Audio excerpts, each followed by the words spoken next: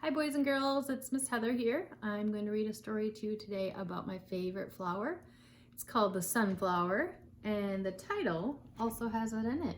The title is Little Sunflower, and this book is published by Scholastic. It says, discover an amazing story from the natural world. I love just looking at the cover because it has so many bright, pretty colors. And the back also has a lot too. All things you might see in spring, like we're in right now. Little Sunflower. One gorgeous springy morning, all bright and warm with sun, the gardener came to see us. Our adventure had begun. I've dug a nice fresh bed, she said, all soft and clear of weeds. Spring's the perfect time to plant you all, my lovely seeds. She tipped me gently from the trowel into the cozy ground. The soil was soft and warm, with worms wriggling all around.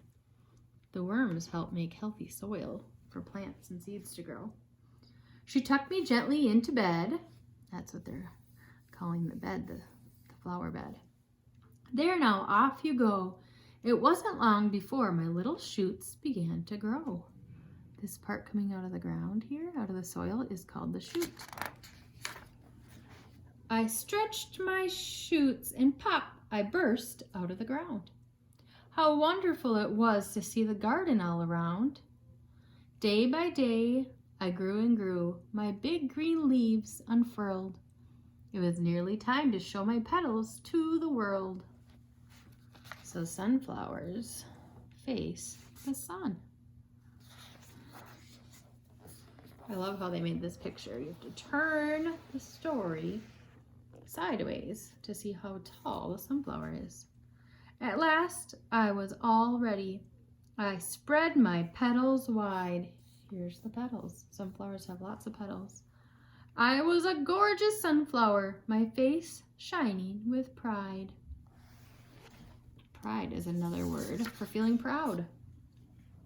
I heard a gentle buzzing, and a bee came bumbling by. Hello, flower, he said to me. I've brought you a surprise. Flowers all need pollen so they can grow their seeds. We're sharing it around so every flower has what it needs. So the bees buzz around and deliver pollen.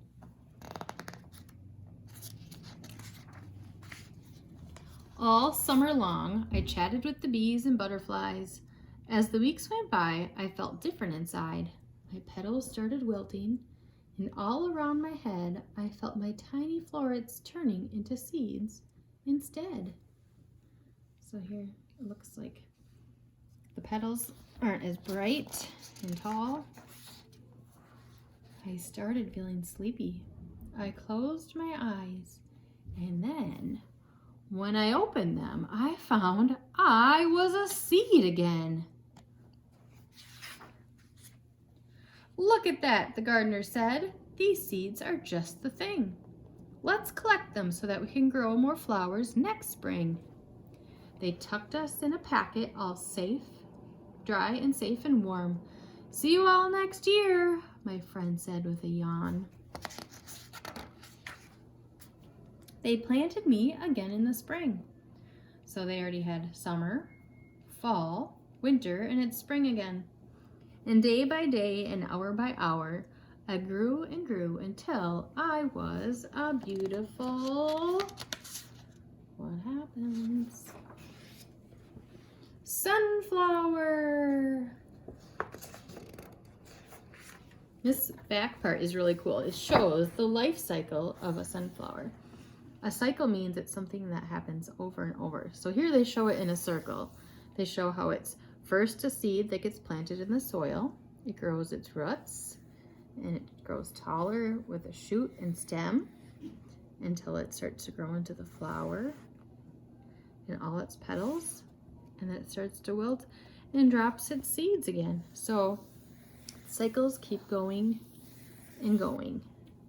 There's lots of different things that have life cycles. In the back here it says, sunflowers start as little seeds which are planted in the ground in spring. The seed sprouts, roots which go down, and a shoot which goes up. The shoot pushes up through the soil and starts to grow into the stem of the sunflower. During the summer, the head of the sunflower appears with petals around the edges and hundreds of mini flowers, or florets, in the middle. When insects carry pollen to the florets, they grow into seeds. At the end of the summer, the seeds in the head of the sunflower drop down onto the ground and can be picked up and planted again next spring. The other cool thing about sunflower seeds, you can roast them and eat them. They're one of my favorite foods. Thanks for listening. Bye.